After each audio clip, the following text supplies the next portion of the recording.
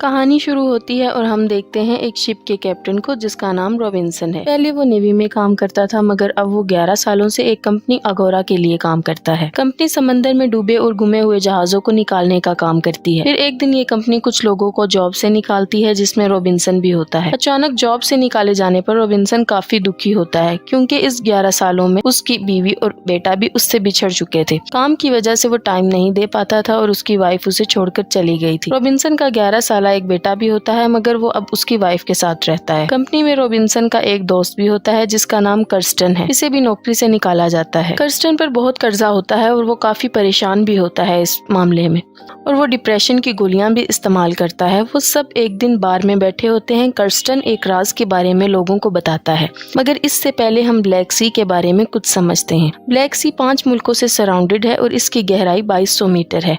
Kirsten इन्हें इस तलाश के बारे में बताता है जो अगोरा ने ब्लैक सी में की थी। 1941 में हिटलर की फौज नाअजीज मुकम्मल तौर पर तबाह हो चुकी थी। इस वक्त रूस जंग की लपेट में नहीं आया था मगर रूस को डर था कि कहीं जर्मनी रूस पर हमला न कर दे और इस बात का फायदा उठाते हुए हिटलर ने रूस से कर्जा मांग लिया 2 टन सोना। इसकी कीमत का अंदाजा खुद लगा लें। हिटलर ने रूस से एक बोट ली और इसमें सोना भरा मगर वो जहाज हिटलर तक नहीं पहुंचा, रास्ते में ही कहीं डूब गया या डुबाया गया। इस पर हिटलर ने रूस पर हमला कर दिया। इस 4 साला जंग में लाखों लोग मारे गए। इसके बाद एक ओशियानिक रिसर्चेज इंस्टीट्यूट ने एक यू बोट ढूंढ ली और दावा किया कि ये वही बोट है जिसमें स्टेलन ने सोना रखा था। अपनी इसी इंफॉर्मेशन को वो जॉर्जिया सरकार के पास ले गए और इन्हें इस यू बोट की लोकेशन दी। जॉर्जिया सरकार इस यू बोट को निकालने के लिए मान गए और 1 महीने बाद रूस और जॉर्जिया के दरमियान लड़ाई शुरू हो गई और सारी हदें पार होती चली गईं।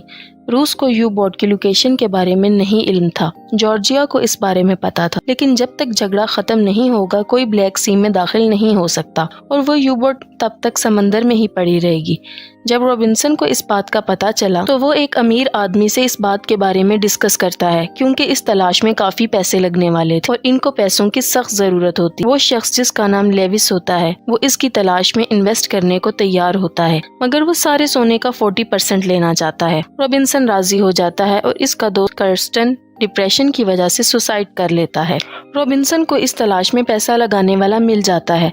पहले वो एक सबमरीन खरीदता है जो पुराना होता है मगर इसे खरीद लेता है। रॉबिन्सन के साथ एक रशियन दोस्त होता है जिसका नाम ब्लैकी होता है। वो दोनों प्लान बनाते हैं और इस तलाश के लिए वो 12 लोगों का ग्रुप बनाते हैं जिसमें आधे रूसी और आधे अंग्रेज होते हैं। रॉबिन्सन ग्रुप में रूसी लोगों को इसलिए लेता है कि जो सबमरीन वो लेते हैं वो रशियन है और ब्लैक सी पर रशियन का ही कब्जा है तो रशियन अपने आदमियों से बचने में मददगार साबित होंगे और इस सबमरीन को चलाने के लिए कम से कम 12 लोगों की जरूरत पड़ती है।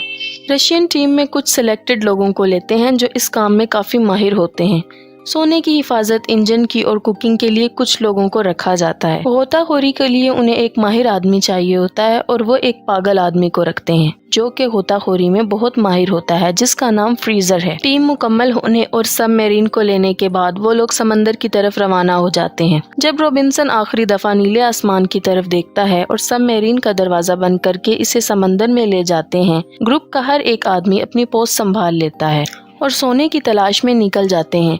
अभी तक सब कुछ ठीक होता है। फिर कैप्टन सबको इकट्ठा करता है और इस बारे में सबको बताता है। वो सोने की बात करता है कि हर एक को बराबर का हिस्सा मिलेगा जो बाकी का 60% है उसमें से, क्योंकि 40% उस शख्स का है जिसने इन्वेस्ट किया है। अब डैनियल उस शख्स का असिस्टेंट होता है जिसने इन्वेस्ट किया होता है तो डैनियल कैप्टन रॉबिन्सन को कहता है कि तुम्हें ऐसा नहीं कहना चाहिए क्योंकि अगर यहाँ पर किसी शख्स के दिल में लालच आ गई तो वो किसी दूसरे को मार सकता है क्योंकि इससे सबका हिस्सा बढ़ जाएगा और कैप्टन को ऐसा कहना ही नहीं चाहिए था। इस सबमरीन में सब लोग प्रोफेशनल थे और इसी खतरनाक तलाश के बाद जब वो यू बोट की लोकेशन के नजदीक पहुंचते हैं तो उसी वक्त एक रशियन डिस्ट्रॉय शिप इनके करीब से गुजरता है और वो अपना इंजन बंद कर देते हैं और बच जाते हैं। अब वो लोग प्लान बनाते हैं कि सोने के साथ वो ड्राइव शार्प को भी ले आएंगे जो इनके सबमरीन पर धमाके से डिस्ट्रॉय हो गया था। अब इस ड्राइव शार्प ही की मदद से वो फिर से सबमरीन को स्टार्ट करेंगे और यहाँ से निकल जाएंगे। अब वो 2-3 मीटर के फासले पर बाहर जाते हैं।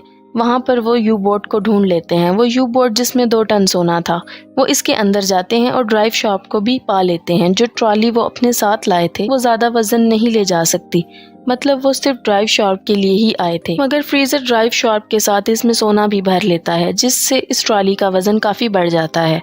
और इसे धकेलने में काफी जोर लगता है। वो इस ट्रॉली को वापस सबमरीन के तरफ ले जा रहे होते हैं, मगर रास्ते में एक बड़ा गड्ढा आ जाता है। वहाँ इनसे ट्रॉली बेकाबू हो जाती है और जो भी सोना इसमें था सब गिर जाता है। सिर्फ ड्राइव शार्प ही बचता है। फ्रीजर अब ड्राइव शार्प को लेकर आता है। सोना खो देने की वजह से सब लोग बहुत उदास होते हैं और वो सबमरीन को सतह पर ले जाने की तैयारी करते हैं।